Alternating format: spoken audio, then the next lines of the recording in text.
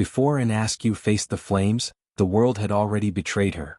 I watched as whispers turned to accusations, allies vanished, and a charming courtier orchestrated her downfall. Courage alone was not enough. Her mind, her faith, her very life were under siege. As her confidant, I swore I would expose the lies, punish the betrayer, and honor her bravery. But in a world where ambition kills and justice hides in shadows, could one man's loyalty survive the fire that consumed Anne, and the secrets that threatened to destroy us both? I remember the first time I saw an Askew laugh, truly laugh. It was in my small study, candlelight flickering across her sharp eyes. "Thomas, you worry too much," she said, tilting her head. "The world isn't ending yet." "I worry because the world is full of men like Henry's counsel," I muttered, turning away, pretending to sort papers. Anne's smile didn't falter. "And yet, we live, we speak, we write. Fear cannot bind our tongues forever." Her words should have comforted me, but a chill ran down my spine. London has been restless lately, whispers in the market, murmurs in the chapel.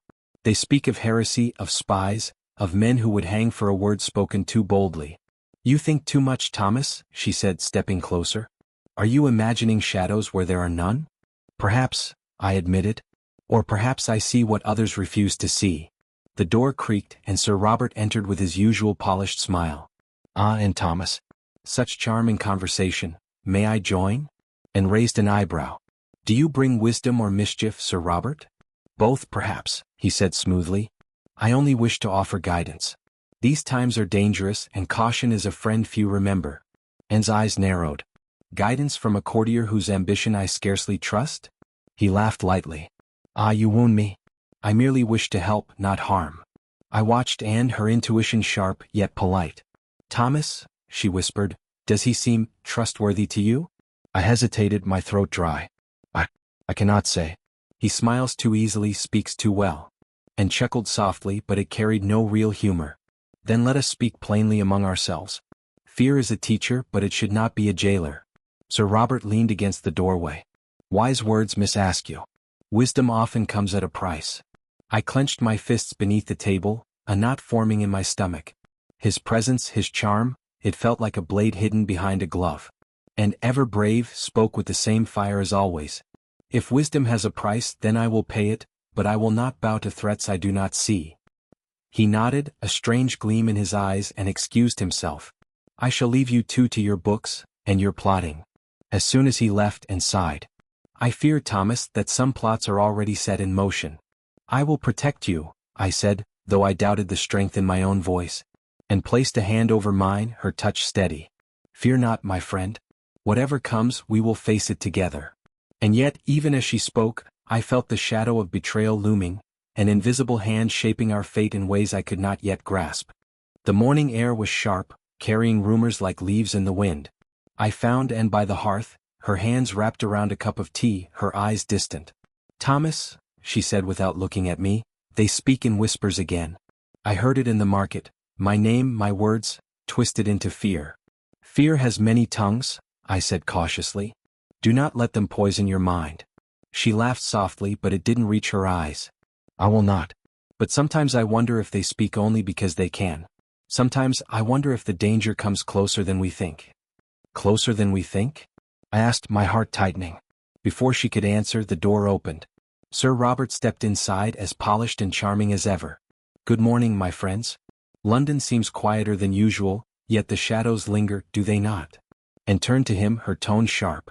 "Do you come bearing news, or do you merely enjoy the company of frightened women?" He smiled, unfazed. "A little of both, perhaps. I bring counsel.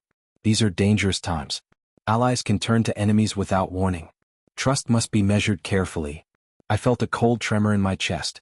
"Measured carefully?" I repeated. "Do you imply?" "Merely that caution is wise," he said, letting his words linger. "And wisdom, Miss Askew, comes from knowing when to speak and when to remain silent." Anne's lips pressed into a thin line. "And yet some truths cannot be silenced." "I admire your courage," he said, his gaze calculating. "But courage is not always enough. Some pay dearly for it." I wanted to speak, to warn Anne, but my words faltered. I had already sensed his motives, his ambition wrapped in velvet words. Yet Anne, brave as ever, nodded as though accepting the risk. "Thomas," she said quietly, "do you think he speaks truth or deception?" I cannot tell, I admitted, my voice barely audible. But something about him. I do not trust it. And sighed, setting down her cup. Then we watch and listen, my friend. We must see clearly before acting. Sir Robert stepped closer, lowering his voice. Consider this. In times of danger, one must choose carefully which battles to fight. Allies may betray you even without meaning to. I clenched my fists, anger prickling beneath my skin. And what of you, Sir Robert? Are you ally or betrayer? He smiled faintly, almost sad. Perhaps neither, Thomas. Perhaps both. Only time will reveal the truth. Anne's eyes met mine and I felt her silent plea. Stay vigilant, stay close, but do not act rashly. After a moment, Sir Robert excused himself. I shall leave you to your plans, and your convictions. The door closed, and Anne exhaled sharply. His words, they linger like a shadow across my mind. I nodded. I felt it too. Every smile hides a blade. She looked at me, her gaze unwavering. Then we watch together.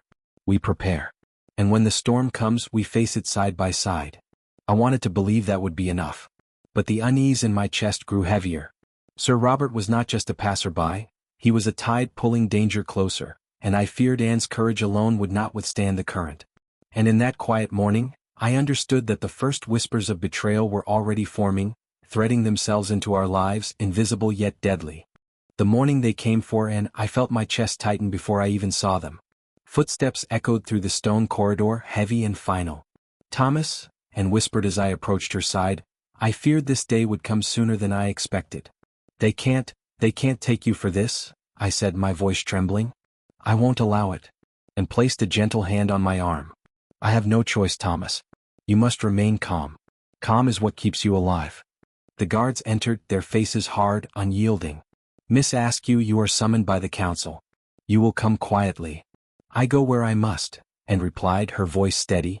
But I go without fear. I wanted to argue, to throw myself between them and her, but I knew that would only worsen things. And wait, we can fight this. She shook her head, eyes sharp with that fire I had always admired. No, Thomas. There is no fight to win. Only truth to hold. One guard, Captain Edward, stepped forward, sneering. Hold her arms. She resists, she suffers. Anne's gaze met mine, unflinching. Remember your lessons, Thomas. Courage is not the absence of fear, but the strength to endure it. I clenched my fists, my knuckles white. I'll find a way to prove your innocence. I swear it. Sir Robert's words from days before echoed in my mind. Allies may betray, even unintentionally. And now I knew the truth. He had set this trap. His ambition, his charm, it had lured us into this moment. Thomas, Anne said softly, do not let anger blind you. There will be a time for justice, but not now. You must live to see it. I wanted to hate him, to rip him from the court and expose every lie, but fear for and pinned my hands. I can't just watch them take you, I stammered. Then watch and remember, she said. Let memory sharpen your resolve. Let injustice forge your strength. The guards tightened their grip and I had to step back. My chest ached, every nerve screaming. Anne walked past me, her head held high, every step a lesson in bravery and defiance. Thomas, she called over her shoulder, a faint smile on her lips. Do not despair. The world is cruel, yes, but cruelty cannot crush truth forever. Her words burned in my mind long after she disappeared into the council's halls. I sank to the floor, trembling, my fists digging into my knees. I whispered into the silence, I will not fail you, Anne. I will expose him. I will make him pay. The room felt colder after she left, shadows stretching across the walls like the hands of fate. And in that moment, I understood the weight of betrayal. The blade had cut deep and the bleeding had only begun. I managed to slip a letter to Anne once she was behind those cold prison walls. My hands shook as I wrote, every word carrying both hope and fear. The reply came in scribbled lines, faint from her tear-stained paper. Thomas, do not weep for me. Fear is a visitor, not a master. I read it aloud to myself, my voice catching. Fear is a visitor, not a master, I muttered, but the words offered little comfort. The next day, I sneaked closer to the prison gates, desperate for a glimpse. Sister Beatrice, a gentle prisoner, leaned out and whispered, she is strong, but the torture, it breaks many. I swallowed hard. Tell me she is alive. She is, Beatrice said, her eyes wary. But each day leaves her more fragile. Inside, Anne's voice reached me, faint but unbroken. Thomas, your letters bring light. Do not fear, my friend. I endure for truth's sake. Endure? I shouted. They are hurting you. You don't have to. You misunderstand, she interrupted gently. I do not wish to escape suffering. I wish to survive it, to hold my faith intact. I clenched my fist. I cannot sit idle while Sir Robert's schemes put you here. Her laughter was soft, hollow, yet brave. Do you think anger will save me? No, Thomas. Wisdom, patience, and courage, these are the weapons. I glared at the guards as if they could feel my rage. Captain Edward sneered. You think your friend's words change anything? She will bend or she will break. She will not. I barked. Do you hear me? She will not. Anne's response came later in another letter. Each threat, each pain, they passed through me like wind through trees. But my roots hold. I couldn't bear the thought of her alone. I tried bribing a minor guard, whispering, Tell me, how does she fare? Spare her and I will pay well. The guard's eyes flicked to Captain Edward. I cannot. You'd be dead before dawn if caught. Then I will find another way, I muttered, more to myself than him. The nights were the worst. I would pace, imagining and enduring every cruel trick, every question meant to break her. Do you even know who you serve? The interrogators asked. I serve truth, I imagined her saying, her voice unwavering. And it will not betray me. Anger mixed with helplessness twisting inside me. I hated Sir Robert with every fiber of my being. How could you do this to her? I whispered to the darkness, envisioning his smug smile. I could almost hear Anne's voice cutting through my thoughts. Do not let vengeance cloud your mind. Let it guide your hands but not your heart. I leaned against the prison wall, shaking. I have to act. I have to protect her. And in that shaking, hopeless moment, I realized the truth.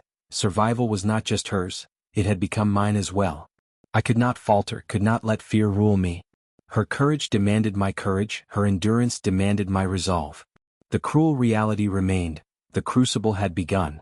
Anne's spirit burned against it, and I swore I would ensure that the fire of truth consumed those who had betrayed her. The morning I decided to act, the streets of London felt sharper, heavier, as if the city itself knew what was coming. I found Anne's letters, crumpled but intact, and read them again.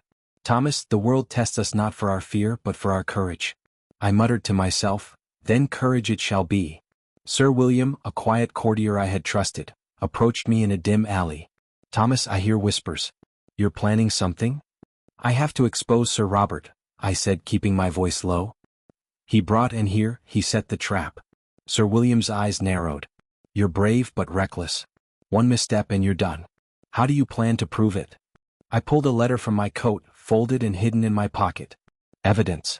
Letters, notes, witnesses. Anything to show his schemes. Sir William hesitated, then nodded. Very well. I will help. But you must be careful. The wrong step and they will see you as a traitor. I swallowed hard. I cannot fail her. Not now. Not after all she's endured. Later, I snuck closer to the council chambers, pretending to deliver a minor petition. I overheard two officials speaking in hushed tones. She refuses to recant. Her resolve is unnerving, one said. Keep her isolated. She'll break soon. Everyone has a limit, the other replied. I clenched my fists under the table. Limit? She has none. Back at my small study, Anne's words rang in my mind. Let memory sharpen your resolve. I whispered aloud, then resolve it shall be. I met Sir William in the evening, the streets emptying around us. We move tonight, I said. I have the letters, the testimonies, everything. Sir William frowned. Thomas, do you understand the risk? If caught. I do, I interrupted.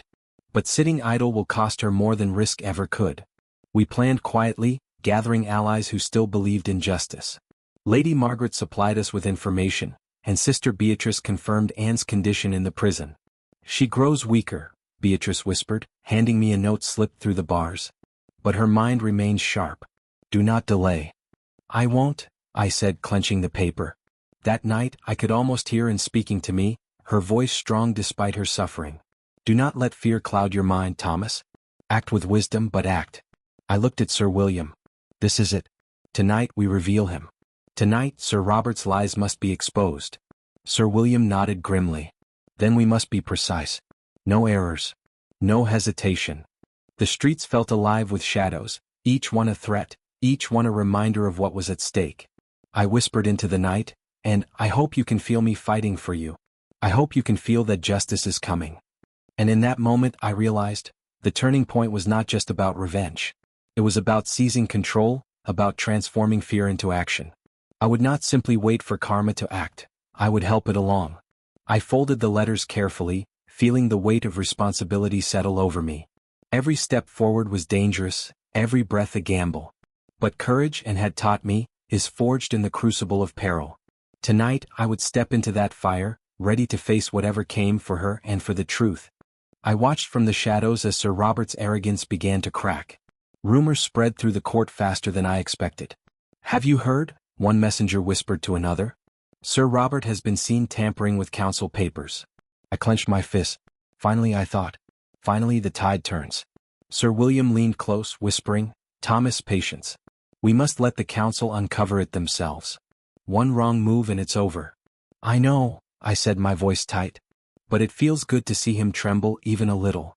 Later I managed another letter to Anne. She wrote back quickly, "Thomas, the world has its justice. Let it unfold naturally. Your part is to endure and observe." "Endure and observe," I muttered, pacing my small room. "I've done enough observing. Action must follow." The next day I found Sir Robert boasting to two courtiers. "I have secured my position. No one can touch me," he said, laughing too loudly. I stepped closer, careful to remain unseen. "You speak with confidence, yet you are blind to the truths surrounding you," I whispered to myself, tasting the sweetness of irony. One of the courtiers frowned. "Sir Robert, are you certain about the documents? Some claim discrepancies." His smile faltered just for a moment. "Nonsense. These accusations are baseless. Do not listen to fools." But I had seen enough. The proof we gathered, letters, witnesses, and brave testimony, all ready, waiting for the right moment. I met Sir William that evening. "Tonight," I said, holding the evidence, "we bring it forward. The council cannot ignore this." He nodded. "Careful, Thomas. This is the most dangerous step yet." The council convened in secret and I waited outside, heart hammering. Whispers reached me. Sir Robert's manipulation had been exposed. His lies, his plots, everything came to light. "Thomas," Sir William said quietly as he returned, "it is done. They know." I exhaled, trembling. "And Anne? Does she know?" "She will," he said. "Soon justice will reach her ears even here in the prison." I closed my eyes, imagining her reading the words, her spirit lifted despite the cruelty she had endured. This is what she deserved, I thought. Her courage recognized, her betrayer undone. Sir Robert's name fell from the lips of those who once bowed to him. His pride, his cunning, all meaningless now. I wanted to laugh, to shout, but I swallowed it.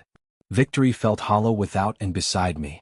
"She survives the storm," I whispered to the empty street. "And now the storm catches him." The moral satisfaction was quiet, almost subtle, but it burned steadily in me. The betrayal that had cost and so much was finally being repaid, not by my hand but by the world catching up to his own sins. And yet as I looked toward the prison my heart ached. Her struggle was not over. I had glimpsed the first rays of justice, but the shadow of her fate remained. I whispered to the night, "Hold on, Anne. The world may right itself, but I will not leave you alone. Not now, not ever." I arrived at the execution site before dawn, the sky gray and heavy.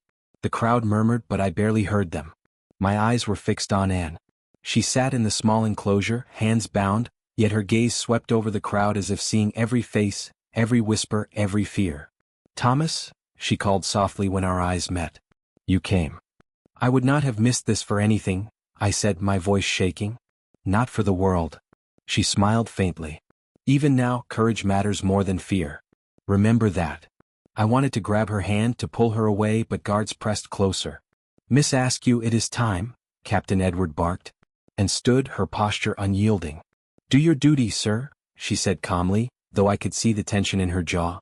I turned to Sir Robert, standing at the edge of the crowd, eyes wide, panic creeping into his carefully built mask of arrogance. I could see the first cracks in his confidence. You, I shouted. "This is your doing."